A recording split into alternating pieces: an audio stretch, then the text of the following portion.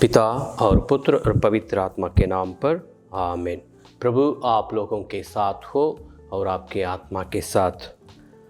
संत मार्कुस के सुसमाचार अध्याय 1 पद संख्याएँ 14 से 20।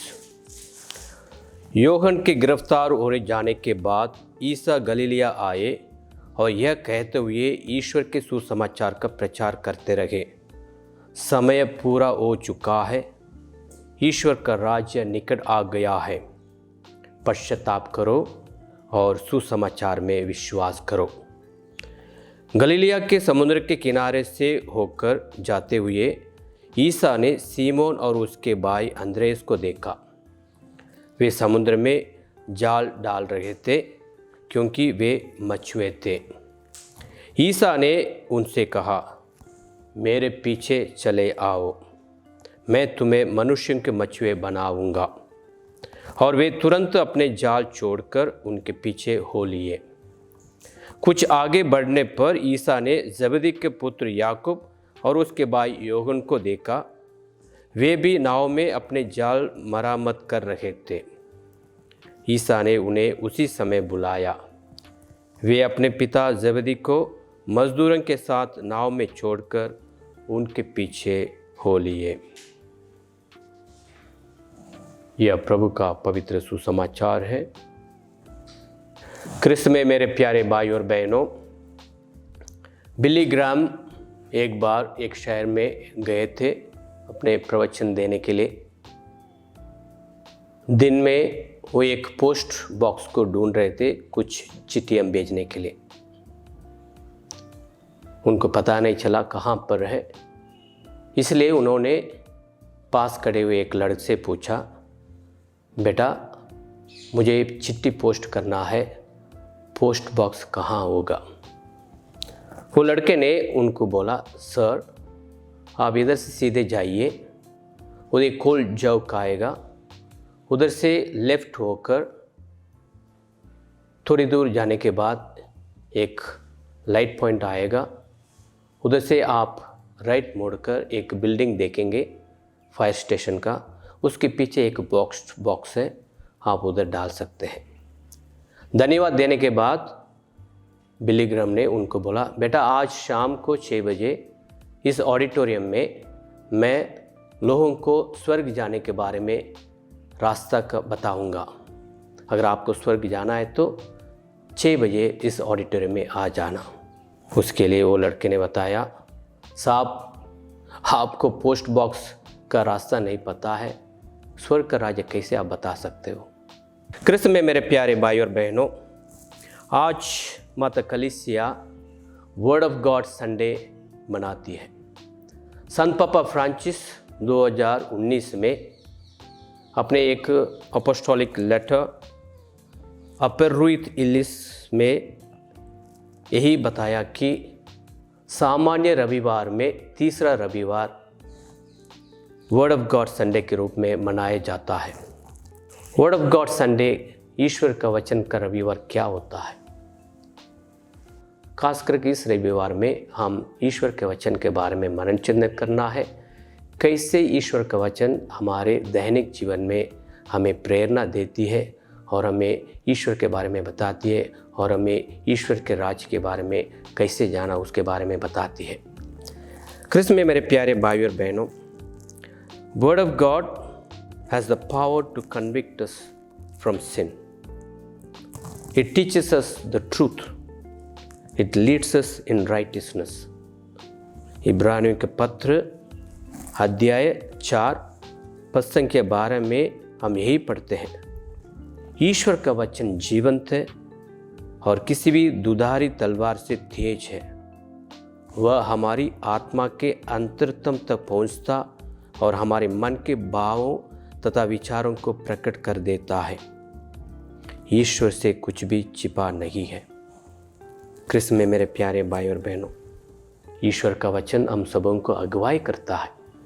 ईश्वर का वचन हम सबों को प्रेरणा देता है। ईश्वर का वचन हम सबों को सच्चाई की ओर लेकर चलता है।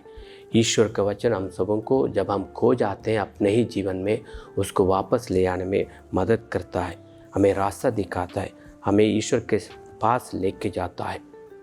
जैसे इतिहास की किताब में हम पढ़ते हैं, ईश्वर का वचन उनके पास जब तक वापस नहीं जाता है तब तक उसका फल उत्पन्न नहीं करता है। ईश्वर का वचन हमारे जीवन में आएगा तो वो फल उत्पन्न करने के बाद ही वो वापस अपने पिता के पास जाता है। इसलिए ये ईश्वर का वचन हमारे दैनिक जीवन में, जैसे स्तोत्र ग्रंथ में हम पढ़ते हैं, स्तोत्र ग्रंथ अध्याय 119 पद संख्या 105 में हम यही पढ़ते हैं, तेरी शिक्षा मुझे ज्योति प्रदान करती और मेरा पथ आलोकित करती है। The word of God has to become the lamp to my feet and the light to my path. Krishna में मेरे प्यारे भाई और बहनों, जब हम इस वचन को अपने जीवन में एक केंद्रीय बना लेते हैं तो हम यायूब जैसे, जॉब जैसे हम बोल सकते हैं, I have treasured this word of God in my mouth then more then my daily bread. Ayyub के अध्याय 23 पद संख्या 12 में हम यही पढ़ते हैं कि मैं उसकी आज्ञाओं के पालन से विचलित नहीं हुआ, मैंने उसके वचनों को अपने हृदय में संचित रखा। अगर ये ईश्वर का वचन हमारे जीवन में हम ऐसे रखेंगे तो हम भी अय्यूब जैसे घोषणा कर सकते हैं। इसलिए जब प्रभु यीशु ख्रिस्त को बपतिस्मा के बाद जब वो प्रार्थना करने के लिए निर्जन प्रदेश गए थे, उधर शैतान आके उनको प्रलोभन करता है, आप भूखे हो, इस पत्थर को आप रोटी में बना के खा लो। उधर प्रभु कहता है, मनुष्य रोटी से नहीं जीता है, मनुष्य के ईश्वर के मुंह से आते हुए हर एक वचन से जीता है। अगर हम इस ईश्वर के वचन को अपने दैनिक जीवन में ले लें तो हम बहुत अच्छी तरह ईश्वर के जीवन को बिता सकते हैं। कृष्ण में मेरे प्यारे भाई और बहनों, ईश्वर यीशु ख्रिस्त अपने प्रवचन देते हुए उधर के लोगों को यही बताया, धन्य है वो लोग जो मेरे वचन के आधार पर जीते हैं, उसके आज्ञाओं का पालन करते हैं, वो बहुत धन्य है। हम सब धन्य होने के लिए प्रभु आज हम सबों को बुला रहे, ये वचन को अपने दैनिक जीवन में लेते हुए उसके आधार पर जीने के लिए, उसके आज्ञाओं का पालन करने के लिए प्रभु हम सबों को बुला रहे। इसलिए वो आज्ञाओं का पालन करने के लिए प्रभु खुद प्रार्थना करते हैं हमारे लिए। यूहन्ना के सुसमाचार अध्याय 17 में पद संख्या 17 में यही करते हैं, प्रभु इनको पवित्र करो ताकि ये पवित्रता में और सच्चाई में आपके वचनों को लेते हुए जिए। कृष्ण में मेरे प्यारे भाई और बहनों, जैसे माता कलीसिया हम सबों को बुला रही है, ये पवित्र वचन को अपने दैनिक जीवन में केंद्र बनाना है। इसलिए हमारे धर्म प्रांत में भी हमारे विश्व स्वामी के जरिए ये लघु क्रिश्चियन समुदाय में हम ज़्यादा उत्साह देते हैं ताकि हर एक ग्रुप में पवित्र वचन एक केंद्र बन जाए, क्योंकि पवित्र वचन के आधार पर हम अपने जीवन को बिताएंगे तो पवित्र वचन हम सबों को पिता के पास लेके चलता है। और आज के पहले पाठ और आज के सुसमाचार और आज के दूसरे पाठ में भी हम यही पाते हैं, जो ईश्वर के वचन को सुनता है वो उनके आधार पर जिएंगे तो प्रभु उनको बचाता है। उत्पत्ति ग्रंथ में हम यही पाते हैं कि सोदोम और गोमोर के लोग ईश्वर के वचन को ठुकराते हुए ईश्वर के वचन को नहीं माने थे, इसलिए प्रभु ने क्रोधित होकर वो दोनों शहर को नष्ट किया। लेकिन आज के पहले पाठ में यही ईश्वर का वचन योना नबी के द्वारा निनिवे के लोगों को भेजा जाता है। निनिवे के लोग अगर ईश्वर के वचन को पालन करेंगे तो बच जाएंगे, अगर पालन नहीं करेंगे तो सोदोम और गोमोर जैसे नष्ट हो जाएंगे।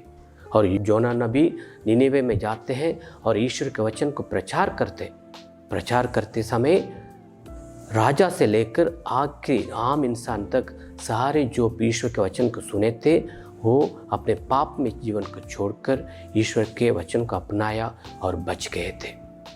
कृष्ण में मेरे प्यारे भाई और बहनों, आज यही वचन हम सबों को बुला रही है। हम भी अपने दैनिक जीवन में जो पाप करते हैं, जो गंदा जिंदगी बिताते, इमोरल लाइफ लीड करते, उसको छोड़ने के लिए प्रभु बुला रहे, वचन हमें बुला रही है। योना नबी ने अपने कार्य को किया, ईश्वर के वचन को लोगों को दिया। आज के पहले पाठ हम सबों को बुला रहे, हम भी यही वचन को सुने और अपने जीवन को बदलें। और दूसरे पाठ में भी संत पौलुस पहले कुरिन्थियों के पत्र में यही कहते हैं, समय बहुत कम है, ईश्वर का आगमन आने वाला, ईश्वर दोबारा आने वाले हैं और वो ईश्वर के आगमन को हम उनको मिलने के लिए हम अपने आप को तैयार करना है। तैयार करने के लिए हम अपने पापों को छोड़ें, हमें पश्चाताप करने की बुलाहट दे रहा है। जब हम अपने पापों से पश्चाताप करते हुए ईश्वर के राज्य के लिए अपने आप को तैयार करेंगे तो हम वो ईश्वर को पा सकते हैं। और आज के सुसमाचार में यही प्रभु ईश्वर ये कार्य करने के लिए जैसे वो अपने काम को शुरू करते हैं, एक मोटो जैसे स्लोगन जैसे बताते हैं, ईश्वर का राज्य निकट है, पश्चाताप करो और सुसमाचार में विश्वास करो। और ये घोषणा को लेके जाने के लिए, ये संदेश को लेके जाने के लिए, ये सुसमाचार को लोगों के तक पहुंचाने के लिए, प्रभु को सहमति देने के लिए, प्रभु के साथ मदद करने के लिए प्रभु लोगों को बुला रहे। आज के सुसमाचार में हम सुनेंगे कि प्रभु अंद्रेस और उनके भाई सीमोन को, याकूब और उनके भाई यूहन्ना को बुलाते हैं, मेरे साथ आ जाओ, मैं आपको मनुष्यों को पकड़ने के मछुआरा बनाऊंगा। कृष्ण में मेरे प्यारे भाई और बहनों, वही ईश्वर आज हम सबों को बुला रहे, मुझे मदद करो, मेरे राज्य को स्थापित करने के लिए मेरे पीछे आ जाओ, मेरे अनुसरण करो और ये राज्य को, जो मेरा राज्य है, जिस राज्य में ईश्वर का वचन, ईश्वर का प्यार, ईश्वर का शांति, ईश्वर का एकता रहेगी, वो राज्य को स्थापित करने के लिए मेरे पीछे आ जाओ। कृष्ण में मेरे प्यारे भाई और बहनों, हम सबों को एक बुलाहट है, ये बुलाहट को स्वीकार करने के लिए प्रभु बुला रहा है। कृष्ण में मेरे प्यारे भाई और बहनों, आज के दिन में जैसे माता कलीसिया हम सबों को बुला रही है ईश्वर वचन को सुनने के लिए और उसके आधार पर जीने के लिए। जब हम ईश्वर वचन को सुनेंगे, उसके आधार पर जिएंगे तो हम अपने पापों से पश्चाताप कर सकते हैं और ईश्वर के लिए काम कर सकते हैं। और जैसे 4 प्रेरित लोग अपने काम काज को छोड़कर, परिवार को छोड़कर ईश्वर के पीछे चले गए, उनके लिए काम किए, उनके साथ रहे, उनको अनुभव किए, उनके वचन को सुना। अगर हम भी उनके जैसे प्रभु के पास आएंगे तो, उनके साथ रहेंगे तो, उनके वचन को सुनेंगे तो हम भी प्रेरित लोग जैसे योग्य बनेंगे और ईश्वर के राज्य को स्थापित कर सकते हैं। कृष्ण में मेरे प्यारे भाई और बहनों, हम आइए, हम अपने आप को ईश्वर के हवाले करें, हम प्रभु के ये वचन को अपनाएं, प्रभु के इस बुलाहट को सुने, प्रभु के इस कार्य के लिए रेडी हो जाए, तैयार हो जाए, योग्य बने, ताकि हम अपने जहाँ जहाँ दैनिक जीवन में भी, हमारे समाज में भी, हमारे पैरिश में भी हम ईश्वर के राज्य को स्थापित करने अच्छे साधन बने। खास करके हमारे दैनिक जीवन में अपने आप को बदलते हुए, योग्य बनाते हुए, प्रार्थना करते हुए, पवित्र बनते हुए ईश्वर के राज्य के लिए काम करें। और उस दिन जब हम ईश्वर के लिए अर्पित करेंगे अपने आप को, ईश्वर का आशीष, ईश्वर की दया हमारे ऊपर आएंगे। और उस दया को पाने के लिए और उसके आशीष को पाने के लिए हम प्रार्थना करें और प्रभु से सम्मिलित हो जाए, प्रभु के साथ जुड़ जाए। आमीन।